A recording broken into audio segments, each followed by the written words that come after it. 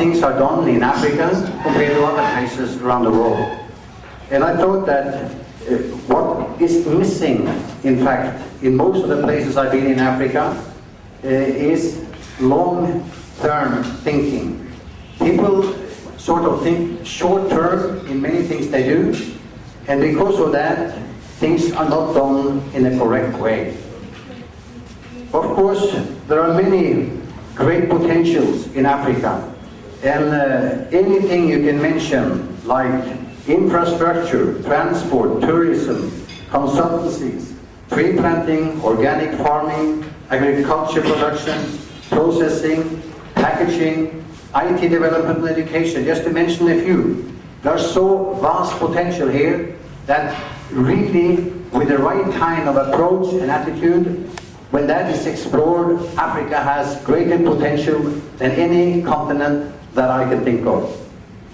But like I said, the main thing here is short-term thinking, and that leads to corruption.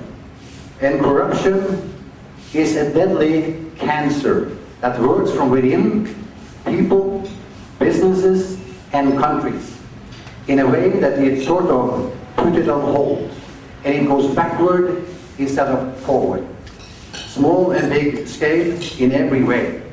That is why I think that our book, Put Integrity First, can help changing this attitude on a long-term basis. We know nothing happens overnight, but it does happen if somebody persistently keeps on working on something until they succeed. And that's what we intend to do. I think it's all about attitude. It has nothing to do with education or anything else. It's the attitude that people must change in Africa if Africa really going to be the leader of the world in many ways.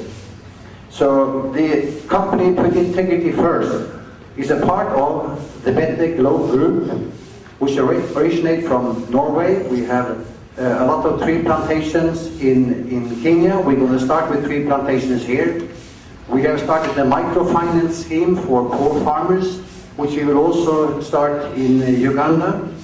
And last but not least, we are working with an NGO called Child Africa and building schools and taking care of children. And in the school column, or rather as a slogan, we have that the slogan says, "We will make a difference." And the difference would be that we would instill honesty and integrity in all the children that we educate in order for us to make them better leaders in the future. So they can be responsible people and really be the ones who run their countries. I know that a book like this one here will never change the world, or Africa for that matter, just by selling it in the bookshop. It will be too expensive for all the people who needs to read it. So that's why this book, yes, it will be sold in the shops, but in order for us to make a difference, in order for us to change the attitudes in the long term, we will give the book away for free. And that's why we have made, in fact, an electronic book that anybody can download from internet. And they can just log on. And they can just log on to the site called betterglobegroup.com and download the book free. They can send it to anybody, do what they want with it, as long as they read it, I'm happy. And I believe that the long term, that will be something we can do. We will have launches like this all over Africa in many different countries, and we're thinking long term that we will be able to change attitudes around in Africa based on these things. We have just want to read a simple sort of the guideline for the whole book for you, because I think that it's very important that if anybody is going to do something, change something, they'll have to understand it, and they'll also have to have a motivation to do so. We have therefore put up what we call the 10 commandments of integrity. And let me read them very quickly for you. 1, always be honest in dealing with others. The option is to be talked about as dishonest. 2, always be on time for appointments. The option is to excuse yourself, which makes you lose. 3, always under-promise and over-deliver. The option is to be treated as a bluffer. 4, always keep your word to other people. The option is to be judged as a liar. 5, always stand up for your beliefs. The option is that you have nothing to stand up for in the crowd. 7, always be fair in your dealings with people. The option is to get everybody against you. 8, always be happy over others' possessions. The option is jealousy and envy. 9, always admit your failures. The option is not to learn from them. The option is that people will run away from you. I believe that this is simple things that anybody can understand and anybody can follow. And in the long term, if they do, they will change, and the people around them will change, the country they work for will change, and eventually the country they live in will change. So we hope that this will be the starting point for a change in attitude in Africa in the years to come. And we will probably also in our company, Integrity First Limited, which is owned by the Better Growth Group, Professor Mayo and Mr. Nzubuga. We believe that we will start up also seminars together with maybe government and organizations in different countries, so we can keeping on and changing attitudes in Africa. We hope also that the book will start discussions on integrity. We hope that the press will blow it out and really tell the people that this is what they have to concentrate and focus on. It starts with an attitude change. Then we end up with successes in every walk of life, all depending on how serious we are pursuing our goals. We believe that we can change attitudes over time, and we are here to stay. As you can see, I'm a young man. I'm only just a few years after 60, and I still have another 40 years to go. And I have dedicated the rest of my life to change Africa and help eradicating poverty here. And I will do that with all the means, knowledge, and experience that I have, and I hope that that will change. And I look upon it like the little boy who was on the beach throwing starfishes. There was thousands of starfishes on the beach, and he was throwing them out. And then suddenly a man came along and he told him, "What's the use? There are so many starfish here, that won't help very much." But then he took one starfish and he threw it out, and he said, "At least it helped this one." And that's the way we see it. We will help people. Some will be helped, some will not, but at least we will do something. And something is better than nothing.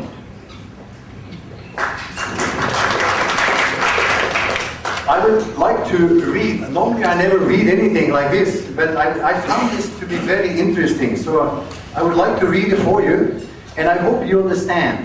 This is my motivation. A difference. That's my wife's motivation. She wants to make a difference. And everybody we're working with would like to make a difference. And this is, in fact, the dash. And I hope you know what a dash is. It's a small line between letters or words to put them together. It goes like this. I read of a man who stood to speak at the funeral of a friend. He referred to the dates on her tombstone from the beginning to the end. He noted that first came her date of birth and spoke the following date with tears. But he said what matters most of all was the dash between those years. For that dash represented all the time that he spent alive on earth. And now only those who loved her know what the little line is worth.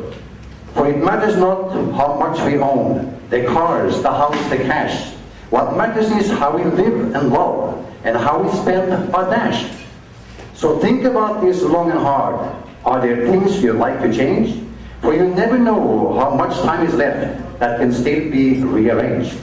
If you could just slow down enough to consider what's true and real, and always try to understand the way other people feel, and be less quick to anger, and show appreciation more, and love the people in our lives like we've never loved before. If we treat each other with respect, and more often wear a smile, remember that this special dash might only last a little while. So when your eulogy being read, with your life's action to rehash, would you be proud of the things they say about how you spend your dash? I hope that you can get something from that, and kind enough to come and really help us launch the book here. And I'm very happy for that. Thank you very much, Mr. Ambassador. So let's give her a hand, the Ambassador for Norway.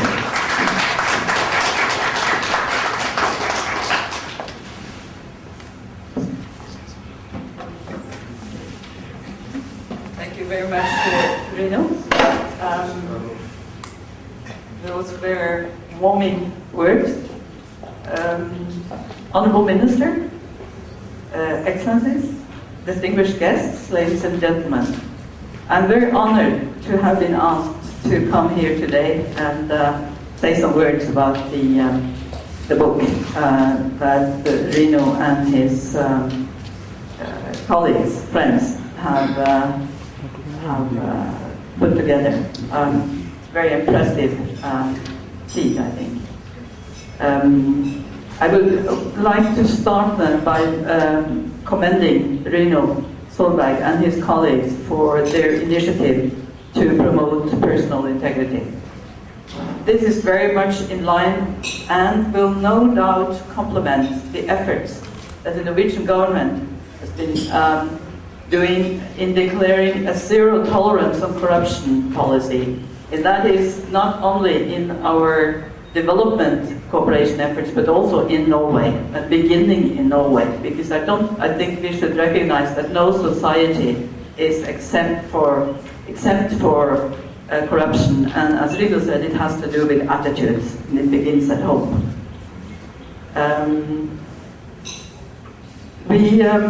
In the book you emphasize the importance of building systems to control and build integrity to fight corruption.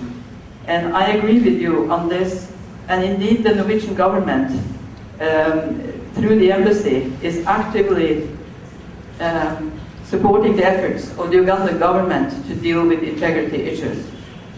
Finance here, who is perhaps the one that is dealing with these issues. Among other initiatives, the embassy has also committed considerable funding to support an elaborate public financial management program, FinMap, also through the Ministry of Finance, which is designed to strengthen Uganda's financial and managerial accountability, public expenditure management, improving financial management systems, tax assessment procedures, budget drafting, field auditing, measures against waste, fraud and corruption. Very big and very complex and very important issues. Norway gives budget support to Uganda, and improving public financial management systems, practices and outcomes constitutes one of the most important underpinnings of a successful budget support partnership. And the Global Integrity Index ratings for 2007 gave Uganda a moderate level of 70 out of 100 points. That's quite impressive, considering where Uganda came from 20 years ago. But, that was the good news. Uganda ranks high on the assessment of its legal framework for fighting corruption, but enforcement of the laws show, however, quite another situation. And that's where I think the challenges are. Here, Uganda's performance is very weak, right at the bottom of the index. One example of this is the lack of progress in the investigations into the misuse of the Global Fund money. To many partners, Ugandan partners, international partners of Uganda, this case represents a very important litmus test, and I hope the Minister is noticing this, on whether Uganda is willing to give real priority to the fight against corruption. And I'm glad to say that the partners are still waiting to see progress in this area.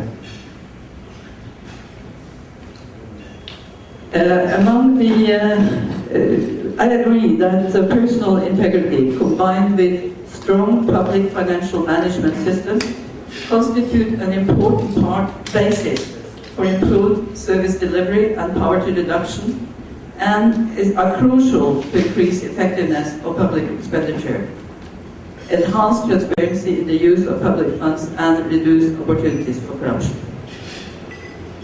We appreciate very much your efforts, Rino, and your determination to reach out to a broad audience with this book, particularly by the readable way in which it's written. I do hope that it will be read widely, and would encourage you to continue propagating the ideas in it. Thank you very much. I also would like to introduce someone to you, which means a lot to me. She's not going to speak, but I'd like her to stand up because to be recognized, because she's the head of Child Africa International, and we have just built our first school in Kampala. We are starting to build our second school at the Equator. And Julie Solberg, she stays most of the time here in Uganda, and she's doing a fantastic job with Child Africa. She's the head behind it. Thank you, Julie.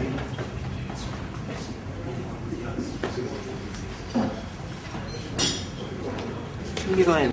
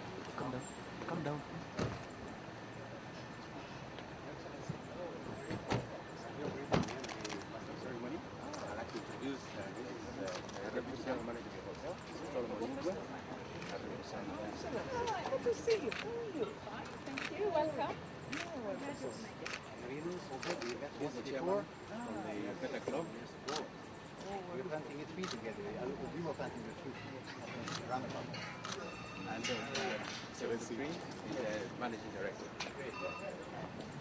And you're part of Better Blue? Yes. I've seen you acting, right? Yes. You've acted in some way? Yes.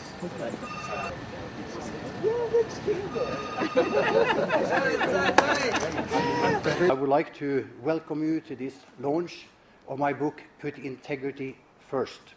You might ask why the name Put Integrity First. Well, first and foremost, I have been around since like I told you, since 1979 in East Africa, done business in Uganda for almost 15 years, in Kenya about 6-7 years. We have trained, I was the one to, in fact, be invited to Uganda by the President Museveni himself in Norway in '94 to come and train the companies there to get qualified to ISO 9000 standard, which I did. And I personally trained more than 100 companies in Uganda and Kenya to my company, Total Quality Management, to be certified to ISO 9000. And I brought a Norwegian company, Nemco, down to certify them because we couldn't do it that ourselves. We needed some third party to do that. Now, Put Integrity First, I found that to be a good name on the book, because I think that regardless of what your knowledge are about anything, if you don't have integrity, it's not worth a lot. And you will not be able to do much if you don't have integrity. So that is why I said put integrity first, must be the name of the game. Wherever you are, whatever you do, integrity must be front of you. If not, you won't get far. Short-term thinking way, and that spoils the life. Because if you think that you have to be rich in a short term, there's only one way. You go crooked. You see, that is the worst thing. And there is a saying that goes that everybody is after the easy way in life. The easy way is the basis behind everything. And in fact, ladies and gentlemen, that is why all rivers and some men are crooked. Because they're looking for the easy way out. We don't believe in the easy way. We believe in the hard way, hard works and education and goal setting, so you know what you're aiming at. That, in the long term, I believe, will take it there. I would like to very briefly read to you the 10 Commandments, and I'm not referring to the Bible. I'm referring to the 10 Commandments of integrity. I'm reading it very quickly, so you never forget them. Number 1, always be honest in dealing with others. The option is to be talked about as dishonest. 2, always be on time for appointments. The option is to excuse yourself, which makes you lost. And you saw the minister, the vice president was, in fact, he was on time. And that is very good for Kenya. A good example he showed. Number 3, always under-promise and over-deliver. The option is to be treated as a bluffer. 4, always keep your word to other people. The option is to be judged as a liar. 5, always stand up for your beliefs. The option is that you have nothing to stand up for. 6, always be an example to others. The option is to be a follower in the crowd. 7, always be fair in dealings with your people. The option is to get everybody against you. 8, always be happy over others' possession. And that's not easy all the time. The option is to be jealous and envy people. 9, always admit your failures. The option is not to learn from them. And 10, last but not least, always be trustworthy.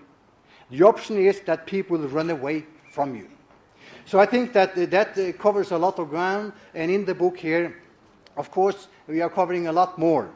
And among other things, I'm taking advantage of the knowledge I know from the people in Africa in general that I want to do to be rich quick. In fact, one of the chapters in the book is called How to Get Rich Quick, the Best Way. And I think that the only way to get rich quick and be sustainable rich is by integrity. Because you don't have to watch your back, and you only have to do the job once. That is why I think that Africa really will need to have that into the curriculum in the schools. So the kids are learning it from the beginning. That is also one of our Better Globe, or rather Child Africa's goal, to get integrity as a part of the curriculum in the schools, so the young kids can learn it from day one. So they know that there is no option but integrity. I hope that you all will help me and Better Globe to really launch integrity in a massive way everywhere you are in the years to come. Because you who are here today, you are the ambassador of integrity. You are the people, the pace setters with integrity, and I need your help. Now, you might think that I want to make money on this book. I can tell you that is not the issue, because I'm giving the book away free. That is a prerequisite. If I wanted to sell the book, I could never sell a big amount of it, because it will cost too much for the people I need to get to read the book. So in fact, you all can write it down if you have something to write on. This book can be downloaded free of charge as an e-book at betterglobegroup.com. So anyone who wants to see the book and read it can do it there. We are now attacking, I use the word attacking, all the schools all over Africa. And I need your help. Anyone who knows people in charge of schools or in schools, universities in Africa, they can give them this. We're going to make a poster in all the schools, put them up so all the students can download the book and hopefully get something out of it in the years to come. And when 40 years is passed and I'm about to leave this place, I hope it is a better place. That is my goal. And with these words, I really thank you for supporting integrity, the launch of this book by your presence. And I really hope and believe also that Kenya, this wonderful country, can prosper and grow because of the people's integrity. And that will be something that everybody will see and hear about in the years to come. Thank you very much.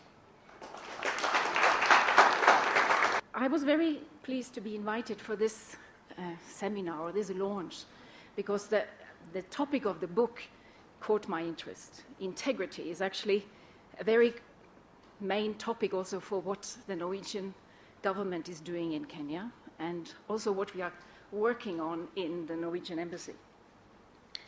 Because it's nice to hear a Norwegian businessman talking about the need for integrity. And in the bureaucracy, we would maybe use some other words. We would talk about governance and anti-corruption. And that is what we are working on here. Some of you may know, others may not know the history of Norway and Kenya. And I'd like to draw your attention to the fact that we used to be one of the major development partners in this country in the 70s and 80s, until somewhere in 1990 when we disagreed with the government over human rights issues and we had to leave. And you all know that we came back after some time. It took us 4 years to re-establish the diplomatic relations. It took us 7 years to have a new ambassador back, and it took us 14 years before we started again on a development program.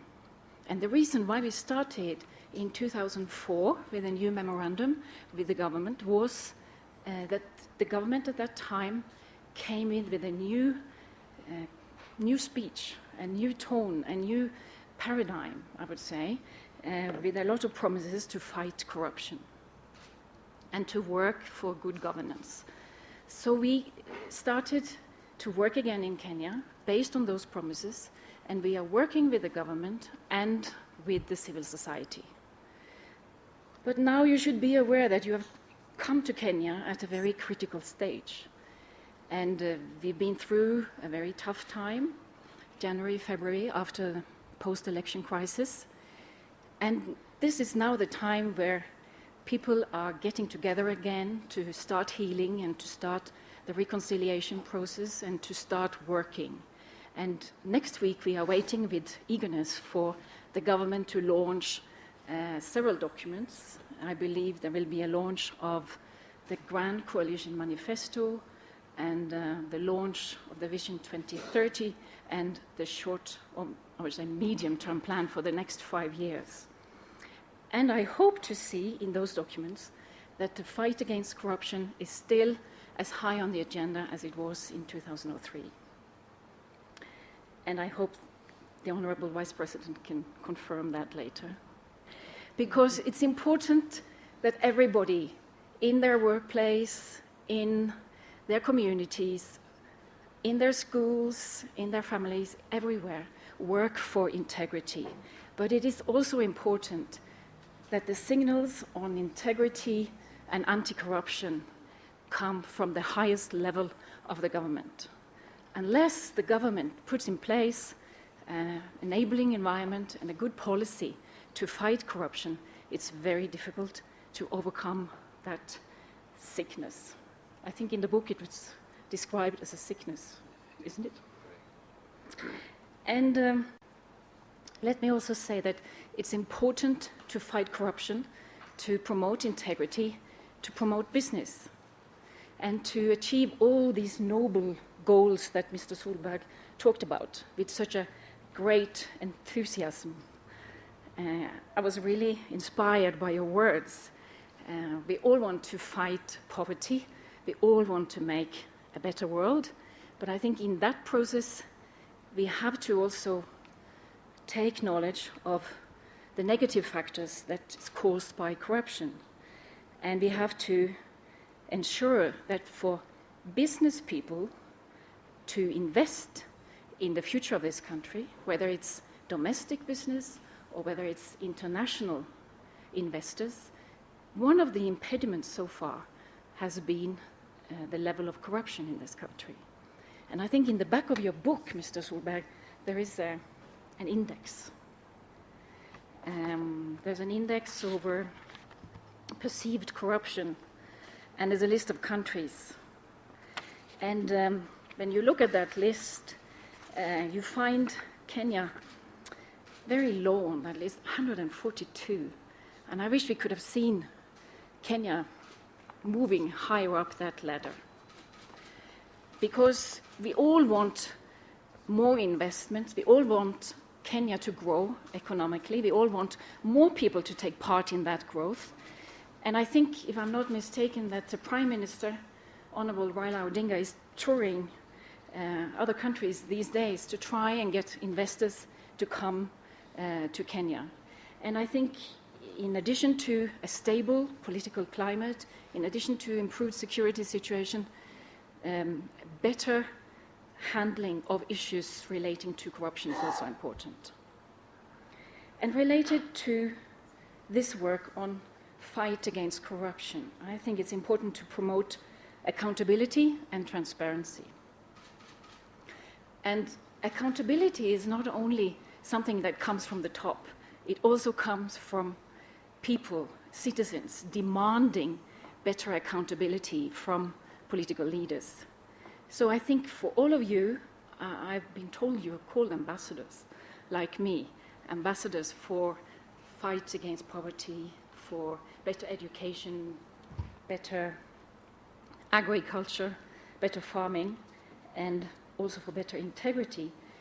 It's important that the citizens of a country can also demand accountability from their local leaders, from their national leaders.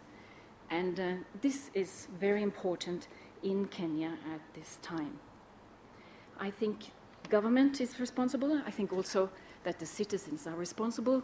And we also would like to strengthen the civil society to play a very constructive role in educating people on their rights, and also to create an environment where people can demand better services from politicians.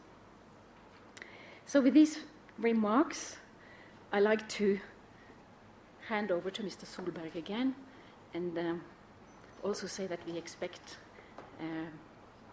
good promises from the Vice President on how the government is following up on some of these issues.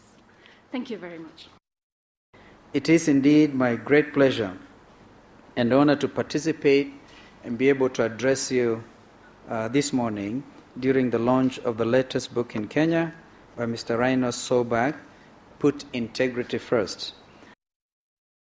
I would like to begin by congratulating you, Mr. Solberg, for your tireless efforts and contribution in the fight against corruption and promotion of integrity, not only in Africa, but all over the world.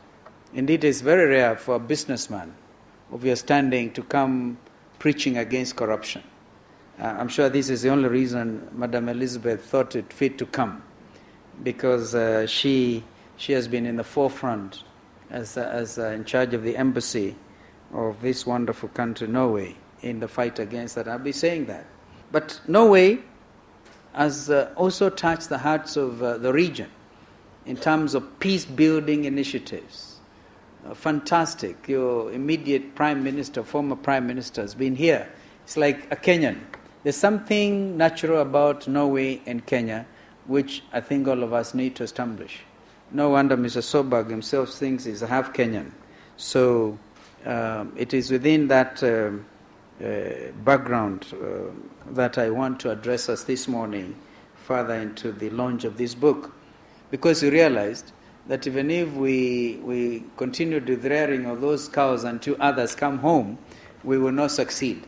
But we find that in trying to plant things like some indigenous tree species, including biofuels, we will then be becoming part of the world community. And here I'm talking about Jatropha, a plant I've not seen fully grown, but I have seedlings now. So we are also catching up, Mr. Solberg. Having been around in East Africa for the last 20 years, you have gained a lot of experience in addressing and advising on various sectoral issues, including infrastructure, transport, tourism, agriculture, and education, among others. I do appreciate that the author's aim is not to make money, and we have heard it from the horse's mouth. I'm not in any way suggesting Mr. Rino has changed from being a rhino to a horse, but you have heard it from his own mouth that he doesn't intend to make money. And that, in fact, he will give the book away for free as an e-book to anyone from schools and universities as a way of promoting integrity and prosperity in Africa. Trying to gloss over that book, I also saw that some of the comments may elicit positive academic criticism. For instance, his approach to a relationship between the developing countries like Kenya and the so-called donor community. I prefer the word partners. These are development partners. And Mr. Solberg argues that it is wrong to give any country donor money.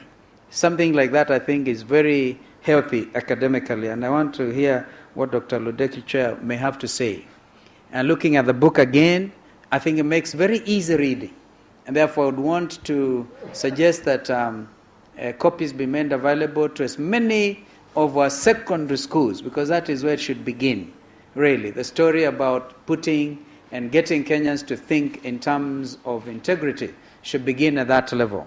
We start a little earlier, and I happen to be the Chief Commissioner of Kenya Scouts, and we teach, one of the Scout motto is to be trusted, and I'm happy you stressed that point in one of your commandments. A Scout's honor is to be trusted.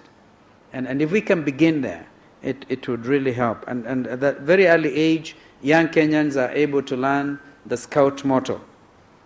May I also take this opportunity to welcome all our distinguished guests from Better Globe Group, investors from Scandinavian Rim, and all the investors present for visiting our country. Majority of you, I'm told, for the first time. There's something about coming to Kenya first time. You never stop coming back. So be prepared to keep on coming as often as you can. And if you doubt me, ask Mr. Rino Solberg himself. You keep on coming back. And so please, may I urge you to try and stay longer. We can do with your money. So Solberg is telling us that the only way to fight poverty is to give income to our people. I cannot agree more. And you know, when you come in as tourists or as business people, be very generous when you spend. Spend as much as you can so that you go and tell other people also to come. Because right now, following what happened after the elections in December, and I happen to have been one of the presidential candidates, something completely unusual took place, unexpected. And the world was wondering what has happened to Kenya. And because of it, a lot of our tourists fled. I know they'll be coming back from the high season in July and thereabouts, but you are there. I think you come ahead of everybody. That's why, because you're coming back as business people, I'm urging you to spend a little bit more so that we do not lose. If you go to the coast town of Mombasa, you really get to see what I'm talking about. Beautiful hotels, but looking almost empty. It's a very sad story. But we are ashamed of it as a country, and we want to make sure that these things never happen ever again. That a Kenyan will take a panga or a weapon and kill an innocent neighbor. Ladies and gentlemen, as the author narrates in his book, Africa is without doubt a rich continent, and yet it is the continent with the biggest poverty problem in the world.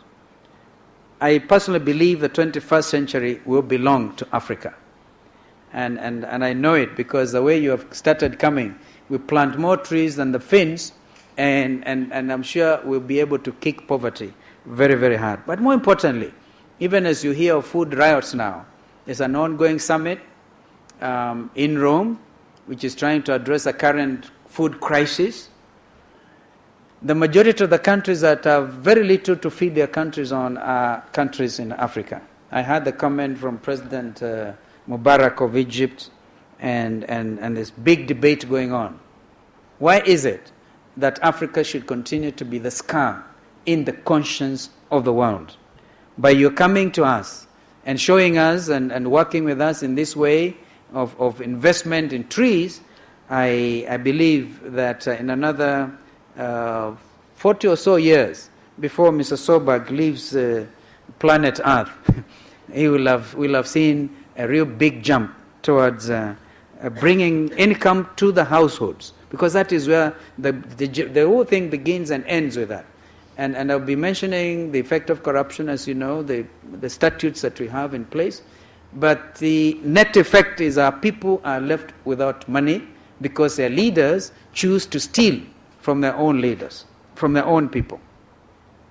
For Africa to accelerate economic growth and be able to reduce unemployment and be able to get out of poverty, African leaders need to crusade and more so intensify the war against corruption and be able to promote integrity as one of the preconditions for the development of African economies. Indeed, as Kenya strives to achieve what we call Vision 2030, I can confirm, and this the ambassador actually expressly asked me to confirm, I can confirm government's commitment to zero tolerance to corruption as a way to achieve our mission to mobilize domestic resources for national development. As Kenya enters a new long-term development or first phase of our national strategy, I wish to commend the Norwegian government for the key support in the area of governance, justice, law, and order. That is a sector we call JILOS, and when Prime Minister Bodovich, I always mispronounce his name, came as Prime Minister that time, I remember specifically his award of $1 million to the government to be able to reform our judicial system. This is most welcome. On the governance front, the country made some progress in the areas of governance through enactment of the Anti-Corruption and Economic Crimes Act of 2003, which facilitated the formation and operationalization of the Kenya Anti-Corruption Commission, we call it CASA, as well as the Public Officer Ethics Act of the same year, among other statutes. But you know, these statutes will mean nothing if there isn't the requisite political will. Kenya was among the first countries to sign and ratify the UN Convention Against Corruption. Indeed, Kenya signed and ratified the convention on the very first day in Merida, Mexico in the year 2003. That's how committed we were. Of course, a few things may have slipped since then, but we are determined to maintain our number one position in the fight against corruption. Our country followed that up with the ratifying of the African Union Convention on preventing and combating corruption in Maputo in July 2004. This is because it has been established that there is a direct link between misappropriation or wastage of public resources, namely corruption and poverty, as well as economic decline. However, despite these recent efforts, a lot still needs to be done to be able to translate these preventive and accountability measures into resources-saving mechanisms. As our grand coalition government settles down to work, there is a real possibility that complacency in the anti-corruption front could easily set in. We are likely to see the regrouping of old corruption networks targeting looting of public resources. So where are we going to focus our attention? Number one, through the enforcement of the Public Officer Ethics Act and the performance contracting. We call it performance contracting, where all our senior public officers actually sign those contracts. We do hope then to be able to prepare our public officers into the forefront of the proper management and utilization of public resources. Perhaps Mr. Solberg might want to come and talk to them like you did when President Museveni requested you, because they are doing this regularly. Number two, Parliament on its part will play a leading role in curbing corruption through the empowerment of public accounts as well as public investment committees. I happen to be the leader of government business in our National Assembly, and I want to tell you that we are very serious about this. The recommendations of these two watchdog committees, I can assure you, will in future be acted upon. We're also going to encourage our backbenchers to ask more probing questions on issues of corruption and accountability within our ministries and our government departments. The coming into effect of the Political Parties Act, which we hope will be, in fact, has already been announced, July this year, will greatly help in reducing corruption. Political parties do engage, as we all know, in numerous activities that involve high expenditure. Some of these activities, like the establishment and maintenance of party offices, organization of primary elections, the type that has taken America, quite by storm. And now we are very happy that an American of Kenyan origin is most likely going to be the next president of the United States. But political party elections, and when we have our own primary elections, I saw today some character called Palava in one of the newspapers here, and he was saying, because I come from, it's only the ambassador who knows this, that the Prime Minister and I were originally together in a party that we call Orange Democratic Movement. And then it didn't last until the elections. We went our separate ways. And some character is wondering whether what would have actually happened the Prime Minister and I lived through the fight, the type of fight that we have seen between Barack Obama and Hillary Clinton. Well, see out there, the only distinction one can make is when they do their primary elections, the delegate system is so well refined over the years. Here we didn't have that advantage.